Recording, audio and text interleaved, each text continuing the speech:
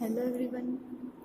आज हम शुरू करने जा रहे हैं। एक नया पॉइंट आ रहा है। ये ज़्यादातर एग्ज़ाम में नहीं होता, पर हम रिस्क नहीं ले सकते। अगर पूछ भी ले तो हमें आना चाहिए। ओके। कई बार ऐसा होता है when books of accounts of old business are continue. मतलब हम क्या करते हैं, जो पुराना बिजनेस लेते हैं वो उसकी जो बुक्स है, उसके जो बैलेंस शीट है और उसकी जो बुक्स है वो हम क्या करते हैं, वैसे के वैसे ही रखते हैं।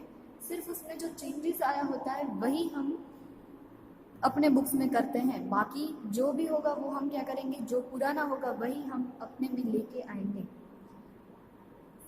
तो उसमें कौन कौन से इफेक्ट करनी है, देखो उसमें हमने उन लोगों ने हमें बोला है, आप सब ने 12th में एडमिशन ऑफ पार्टनर और रिटायरमेंट ऑफ पार्टनर ऐसे चैप्टर्स की है। ओके।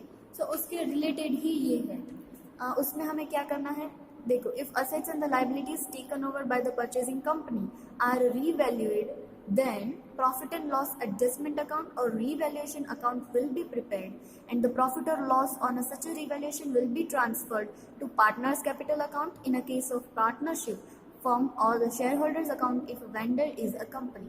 मतलब क्या बोल रहे हैं, अगर ये हम बिजनेस हैं, किसी को बेच रहे हैं, नए ने परचेज कर लिया और उसने डिसाइड किया कि भाई जो पुरानी बुक्स है वो मैं वैसे ही रखूंगा, सिर्फ जो चेंजेस है वही मैं अपने बुक्स में करूंगा। तो उसमें क्या होता है, लैंड और बिल्डिंग पुराने बिजनेस में अगर 1 लाख की दिखाई गई है और हमने आज उसकी मार्केट वैल्यू देखी तो मार्केट वैल्यू उसकी क्या हो गई है, 5 लाख हो गई है। तो बीच का जो 4 लाख का डिफरेंस है, वो 4 लाख का डिफरेंस हम कहाँ लेके जाएंगे, profit and loss adjustment account में लेके जाएंगे। ओके। इसमें हमको ना तो नेट एसेट काउंट करनी है, ना तो परचेस कंसिडरेशन, ऐसा कुछ भी नहीं करना है। सिर्फ नेट एसेट तो काउंट होगी, परचेस कंसिडरेशन भी होगा, पर हम कैसे करेंगे, जितना हमें चेंजेस हो रहा है वही हम इफेक्ट में लेंगे, बाकी जो बैलेंस शीट का होगा वही हम अपने में कैरी फॉरवर्ड करेंगे। ओके। तो याद रखना है, अगर असेट की वैल्यू में या लाइबिलिटी के वैल्यू में कोई भी चेंज हो रहा है तो उसे हम कहाँ लेके जाएंगे, profit and loss adjustment account या revaluation account. Second, if some assets and the liabilities are not taken over by the purchasing company, अगर परचेजिंग कंपनी वो असेट्स लेके नहीं जा रही है तो हम क्या करेंगे, वो असेट्स ट्रांसफर कर देंगे। किसको, अगर पार्टनरशिप फॉर्म होगा तो पार्टनर्स को ट्रांसफर करेंगे, और अगर कंपनी का फॉर्म होगा तो हम क्या करेंगे, शेयर होल्डर्स को ट्रांसफर कर देंगे। Okay. In their profit sharing ratio, if an asset not taken over is disposed of and the liability not taken over is paid, then a separate cash account is opened for the same। क्या बोल रहे हैं, अगर कोई asset ऐसी है जो लेके नहीं जा रहे हैं, जैसे कि एग्जांपल ले लो, इन्वेस्टमेंट है, वो नई कंपनी लेके नहीं जा रही है और हम क्या कर रहे हैं, इन्वेस्टमेंट को हम खुद, जो वेंडर कंपनी है वो खुद क्या कर रही है, इन्वेस्टमेंट को सेल कर रही है। ओके। या परचेजिंग कंपनी सेल कर रही है, कोई भी अगर सेल कर रहा है और उसकी वजह से हमें जो भी पैसे मिलेंगे उसके लिए हम क्या करेंगे, एक कैश अकाउंट अलग से बनाएंगे। Okay. when the purchase consideration is paid, partners capital account will be debited and the share capital और the debentures and the bank account is will be credited। क्या बोल रहे हैं, ये सारे जो कंसिडरेशन हम पेमेंट करेंगे, हमारे जो सिंपल सम थे उसमें हम क्या करते थे, जो वेंडर कंपनी होती थी, वेंडर कंपनी को हम सारे परचेस कंसिडरेशन दे देते थे, तो हम वेंडर कंपनी का नाम था वो डेबिट करते थे। इसमें हम क्या करेंगे, पार्टनर का अकाउंट होगा वो डेबिट करेंगे, कैपिटल अकाउंट। और अगर हम डिबेंचर दे रहे हैं तो डिबेंचर क्रेडिट करेंगे, शेयर दे रहे हैं तो शेयर कैपिटल क्रेडिट करेंगे, और अगर कैश में दे रहे हैं तो बैंक क्रेडिट करेंगे। जैसे बाकी के सब सम में करते हैं वैसे ही करना है, सिर्फ ये चेंज क्या हो जाएगा, पार्टनर का कैपिटल डेबिट होगा। ओके।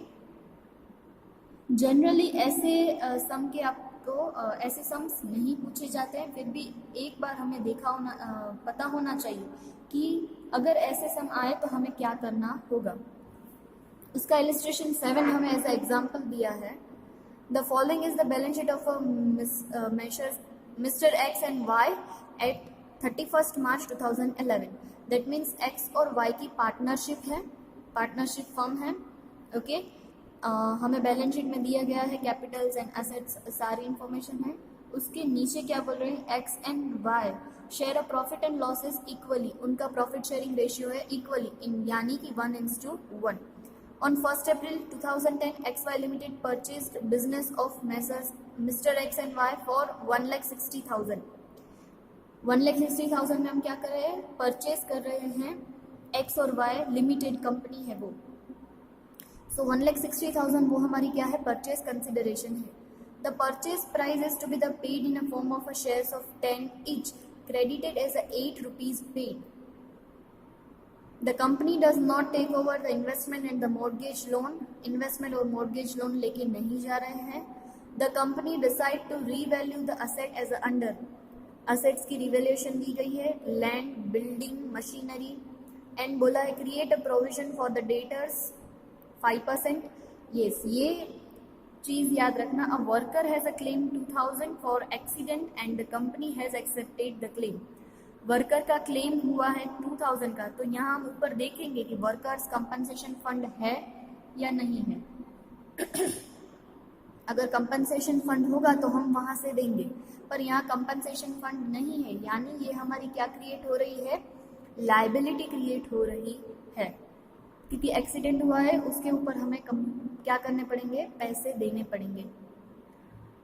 बाकी में बोला है कि 3,000 जो इन्वेस्टमेंट है वो वर्थलेस है. अब वो उसकी अगर हम मार्केट में सेल करने जाएंगे तो कोई अमाउंट नहीं मिलेगी. Creditors of the mortgage loan agree to receive in a full settlement of a loan the remaining investments and 3,500 shares of XY limited. Mortgage loan है उसको हम पेमेंट कैसे कर रहे हैं, बाकी के जो इन्वेस्टमेंट बचे हैं उससे, और अभी भी कोई अमाउंट बचेगी तो हम उसे क्या कर देंगे, 3,500 शेयर्स देंगे. The company decide to retain the same books of accounts of the firm, give the necessary journal entry. ये हमारे लिए नया है. Decide to remain the same book of accounts. हम क्या कर रहे हैं, जो पुरानी फर्म की बुक है वही हम अपने बुक में रखेंगे. तो जब भी ऐसा है तो हम क्या करेंगे, रीवैल्यूएशन अकाउंट ओपन करेंगे. ओके, तो सबसे पहले हम अपना नेट एसेट काउंट करते हैं. नेट एसेट में क्या करना है, जिसकी भी मार्केट वैल्यू दी है उसकी मार्केट वैल्यू कंसीडर करेंगे, और जिसकी मार्केट वैल्यू नहीं दी है उसकी बुक वैल्यू कंसीडर करेंगे. लैंड की दी है 27,500, बिल्डिंग की, मशीनरी की, तीनों की मार्केट वैल्यू हमारे पास है. ओके, तो हमने वो मार्केट वैल्यू ली है. उसके बाद स्टॉक इन ट्रेड 14,000, तो यहाँ हमने लिखा स्टॉक इन ट्रेड 14,000. उसके बाद डेटर्स 26,000 के हैं, और उसके ऊपर 5% हमें क्या करना है, प्रोविजन लिखनी है. तो डेटर्स के लिखने की दो मेथड है, या तो आप पूरा 20,000 इधर लिखो और सामने उसकी डेट्स लिखो, प्रोविजन लिखो. इससे अच्छा हम अपने सम में, हर एक सम में क्या करते हैं, 26,000 के डेटर है उसमें से हम अपनी बेड डेट रिजर्व क्या कर देते हैं, पहले से ही माइनस करके रख देते हैं. तो 26,000 के ऊपर 5% हमारा बेड डेट रिजर्व है, सो आ जाएगा 1,300. सो हम अपनी नेट कैलकुलेशन में कितने लेंगे, 26,000 माइनस 1,300, दैट इज 24,700. ये हम ऐसे इफेक्ट देते हैं, और यहाँ हम कभी नहीं लिखते प्रोविजन में, क्योंकि हम नेट इफेक्ट लिखते हैं डेटर्स की. डेटर्स है उसमें से बेड डेट रिजर्व माइनस करके डायरेक्ट आंसर लिखेंगे 24,700. और यहाँ लाइबिलिटी में हम अपने प्रोविजन नहीं दिखाते. हमने पहले से यही मेथड फॉलो की है और यही करेंगे. ओके, उसके बाद दिया है बैलेंस शीट में क्या दिया गया है, इन्वेस्टमेंट. यस, इन्वेस्टमेंट उन्होंने बोला है कि हम लेके नहीं जा रहे हैं, तो हमने इन्वेस्टमेंट नहीं लिखा. और लास्ट में बैंक बैलेंस है ₹5,000, सो 5,000. टोटल असेट करेंगे, उसके उन असेट्स में से अब हम क्या करेंगे, लायबिलिटी माइनस करेंगे. लायबिलिटी में बैंक ओवरड्राफ्ट है 2,000, तो वो लेंगे. सन्ड्री क्रेडिटर्स 8,000, वो भी लेंगे. मॉर्गेज लोन हम लेके नहीं जाएंगे, क्योंकि एडिशनल इन्फॉर्मेशन में बोला था कि लोन और इन्वेस्टमेंट हम लेके नहीं जा रहे हैं. सो हमने यहाँ मॉर्गेज लोन भी नहीं लिखा है. ये एक इम्पॉर्टेंट है, क्योंकि हमारे वहाँ क्या हुआ है, क्लेम हुआ है. तो क्लेम वो हमारी लायबिलिटी है, वो हम बिना मिस्टेक किए यहाँ लिखेंगे, वरना हमारे सम में मिस्टेक आएगी. Okay, so net asset found करेंगे.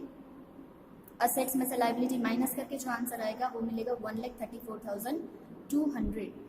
परचेज कंसिडरेशन हमको दी गई है 1,60,000, सो परचेज कंसिडरेशन 160 माइनस करेंगे, तो बाकी का जो आंसर मिलेगा वो होगी हमारी गुडविल.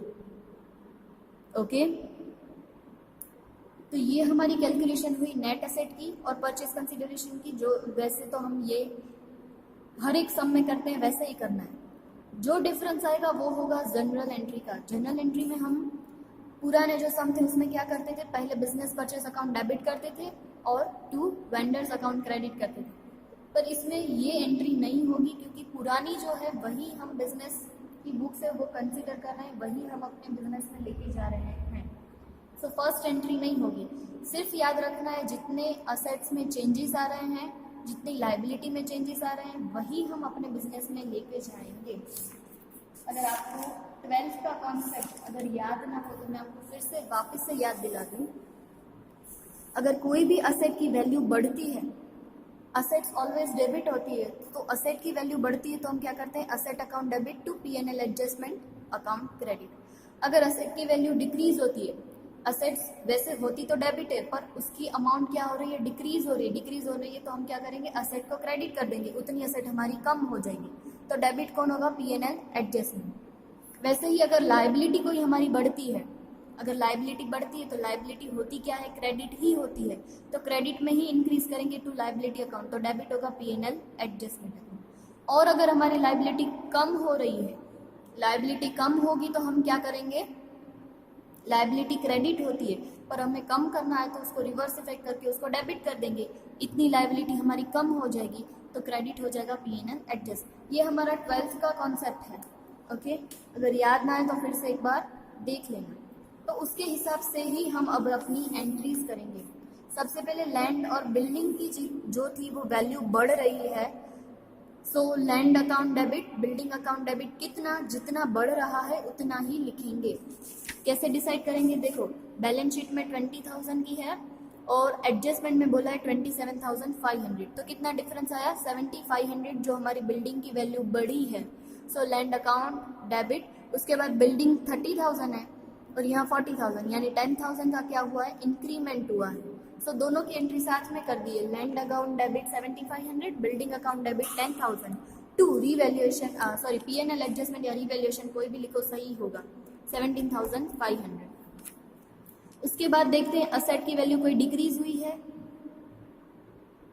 यस यहाँ मशीनरी 35,000 की दी है और बैलेंस शीट में 40,000 की दी है, यानी 4,000 की जो हमारी मशीनरी की वैल्यू है वो क्या हो गई है, कम हो गई है। मशीनरी की वैल्यू कम हुई है तो हम मशीनरी को करेंगे क्रेडिट। यहाँ उन लोगों ने दोनों एंट्री कंबाइन की है। कैसे कंबाइन की है, मशीनरी की वैल्यू डिक्रीज हो रही है तो मशीनरी और जो लाइबिलिटी क्रिएट कर रहे हैं उसकी भी अलग।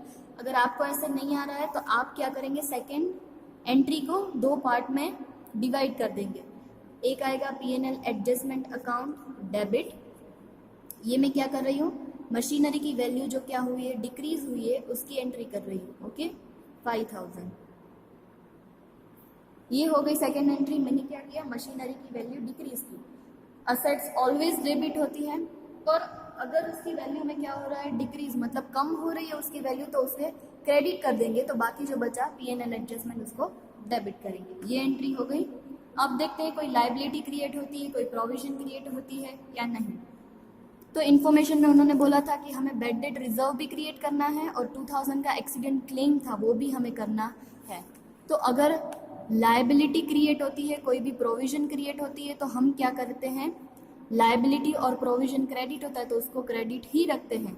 सो P&L account, P&L adjustment account debit to कौन कौन सी चीज आई, एक था प्रोविजन फॉर बैड डेट और दूसरा था to provision for accident claim. Okay, हमने यहाँ बैड डेट रिजर्व थी हमारी 1,300 क्रिएट की और जो 2,000 का था वो एक्सीडेंट क्लेम था। सो टोटल हुआ 3,300। ओके, सो ये हुई लाइबिलिटी की एंट्रीज। उन्होंने क्या किया है, सेकंड में दोनों साथ कर दिए, मशीनरी की वैल्यू डिक्रीज की है और ये दोनों लाइबिलिटी क्या की है, क्रिएट की है। अगर आपको साथ में आता है तो आप साथ में कर सकते हो, अदरवाइज आप अलग अलग भी कर सकते हो। ओके उसके बाद इतना हो जाए, उसके बाद हमें क्या करना है, profit and loss adjustment account जो हमने बनाया है उसमें या प्रॉफिट आया होगा या लॉस आया होगा, वो हमें ट्रांसफर करके किसे दे देना है, जो हमारे पार्टनर्स है एक्स और वाई, उसे देना है। तो हम क्या करेंगे, रीवैल्यूएशन या profit and loss adjustment account बनाएंगे। किसके ऊपर से बनाएंगे, जो हमने एंट्री लिखी है उसके हिसाब से ही बनाएंगे।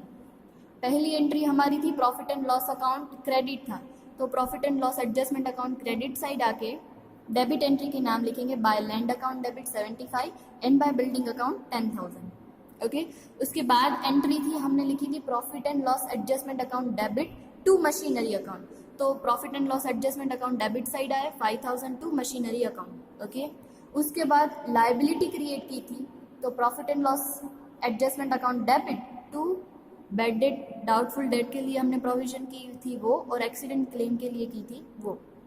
अब अकाउंट क्लोज करते हैं तो यहाँ अमाउंट कम आ रही है, यानी ये हमारा क्या है, प्रॉफिट है, क्योंकि profit and loss adjustment account क्या हो रहा है, डेबिट। तो ये प्रॉफिट हम किसको दे देंगे, पार्टनर्स को दे देंगे, एक्स और वाई को। और उन्होंने बोला था रेशियो क्या था, इक्वल, इक्वल यानी 1:1।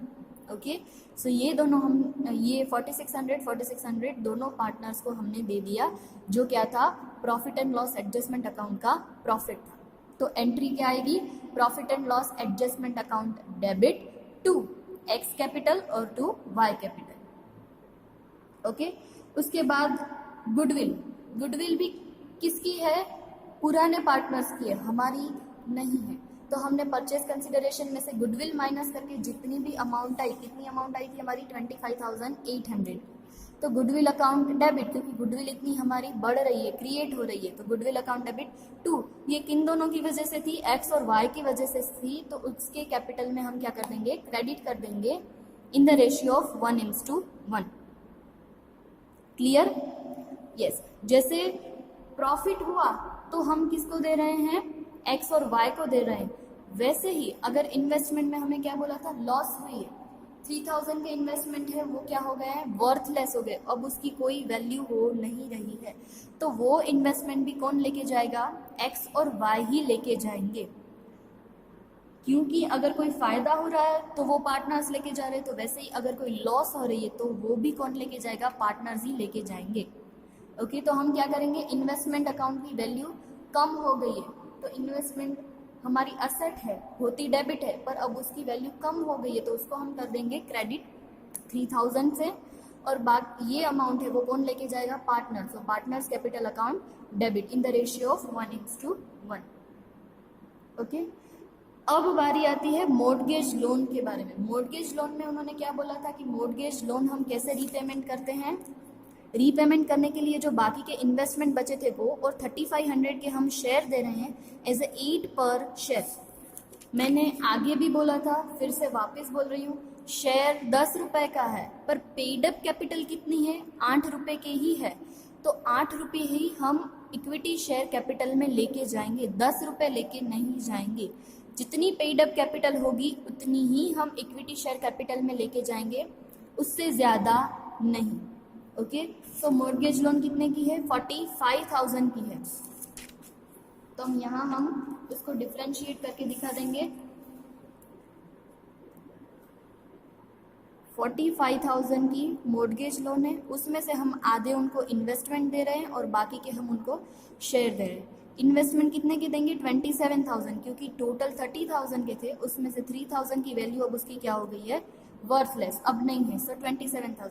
45,000 में से 70,000 हम माइनस करेंगे तो बचेगा 18,000, और वो हम कैसे पेमेंट कर रहे हैं, 3500 equity share, 8 paid up. Okay, 3500 into 8 paid up 28,000, 45,000 minus 27। Okay, कितने शेयर हम उनको दे रहे हैं, एक बार फिर से 3500 हम इक्विटी शेयर उनको दे रहे हैं। ओके, माय मिस्टेक, इन्वेस्टमेंट 20,000 के हैं। ओके, 20,000 में से 3,000 माइनस, तो यहाँ आ जाएगा 17,000, और बाकी के देंगे हम इक्विटी शेयर्स। सो 3500 इंटू 8, 28,000 हम उनको शेयर देंगे। तो एंट्री क्या होगी, अब मॉर्गेज लोन हमारे बिजनेस में नहीं रहेगी, so mortgage loan account debit to investment, investment कितने, 20 माइनस 3, 17,000 के, और बाकी के जो बचे वो हम शेयर दे रहे हैं, तो शेयर कैपिटल 28,000, 3500 इंटू 8। ओके, और लास्ट अब परचेज कंसिडरेशन भी हम किसको दे रहे हैं, पार्टनर्स को ही दे रहे हैं, एक्स और वाई को। So X capital account debit to, और वाई का भी कैपिटल अकाउंट क्या होगा, डेबिट ही होगा। क्रेडिट क्या करना है, शेयर कैपिटल कितनी करेंगे वो इम्पोर्टेंट है। यहां उन्होंने बोला था 1,60,000 में से 28,000 तो क्या चले गए, हमें मोर्टगेज लोन देने में चले गए। ठीक है, 160 का टोटल परचेस कंसिडरेशन था, उसमें से 28,000 तो हमने कहाँ दे दिए, मोर्टगेज लोन में दे दिए। तो बाकी के जो बचे 1,32,000 वो हम किसे दे देंगे, पार्टनर्स को दे देंगे। ओके, तो शेयर कितने होंगे, 1,32,000। शेयर ढूंढने की ज़रूरत नहीं है क्योंकि हमारे पास रुपए है, तो रुपए से ही काम हो जाएगा। 1,32,000 रुपीज़ है, वो हम क्या दे देंगे, पार्टनर्स को दे देंगे, एक्स के कैपिटल को और वाई की कैपिटल को into same ratio, equal ratio 1:1 to share capital 1,32,000। इसमें आपको बैलेंस शीट बनाने का बोला नहीं है। अगर बैलेंस शीट बनाने का बोला होगा तो हम क्या करेंगे, land, building, machinery, stock in trade, debtors, bank balance सब जैसे हम पुराने में करते थे वैसे ही करना है। सिर्फ चेंजेस कहाँ आएगा, एंट्रीज में चेंज आएगा, क्योंकि हम पुरानी बुक्स ही क्या कर रहे हैं, अपने बिजनेस में लेके आ रहे हैं। तो जितना डिफरेंस होगा वही हम अपने P&L एडजस्टमेंट अकाउंट में लेके जाएंगे और उसके हिसाब से एंट्री करेंगे। आई होप आपको समझ में आ गया होगा। इसकी प्रैक्टिकल में ज़्यादा प्रैक्टिस नहीं दी गई है। ये इलस्ट्रेशन 7 देखना, अगर आपको कोई दूसरा सम अगर ऐसा ही मिले तो आपको वो भी ट्राई करना है। ओके, आज मैं आपको होमवर्क में सम दे रही हूँ, इम्पॉर्टेंट सम्स ही मैं आपको होमवर्क में दे रही हूँ। बाकी के सम के एडजस्टमेंट आपको खुद पढ़ने हैं। अगर आप खुद पढ़ोगे तो ही आपको पता चलेगा कि कितने एडजस्टमेंट आप खुद कर पाते हो और नहीं कर पाते हो। एक इम्पॉर्टेंट पॉइंट है डिबेंचर इंटरेस्ट वाला, वो मुझे आपको करवाना है, वो मैं आपको कल करवाऊंगी। बाकी के जो होमवर्क के सम है जैसे आप कर पाओगे जितने सम वो है वो लिख लेना। आज का होमवर्क आप कर पाओगे सम नंबर 14, 15। ओके, 14, 15 आपसे होगा। उसके बाद आप कर सकोगे 14, 15। ओके, 27 सम है वो भी आप कर सकोगे। जो हमने सस्पेंस अकाउंट जैसे किए थे वही है, 14, 15, 27।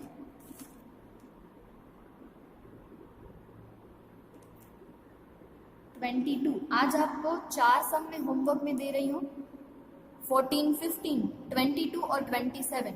ओके, ये 4 सम प्रैक्टिस में करना और बाकी के जो एडजस्टमेंट है वो भी आप खुद ट्राई करना। बहुत से स्टूडेंट्स है वो खुद कर रहे हैं और मुझे, अगर आपको नहीं समझ में आ रहा है तो आप मुझे मैसेज कर सकते हो। मैं आपको जैसे ही टाइम मिलेगा वो देख के आपको रिप्लाई करूँगी। पर सम की प्रैक्टिस आपको खुद ही करनी पड़ेगी।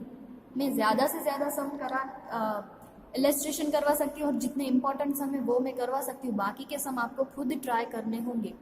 मैं ऐसे नहीं बोल रही हूँ कि सारे के सारे सम आप काउंट करो, बट एटलीस्ट एडजस्टमेंट आप अपने सारे के सारे एडजस्टमेंट है वो रीड कर लो।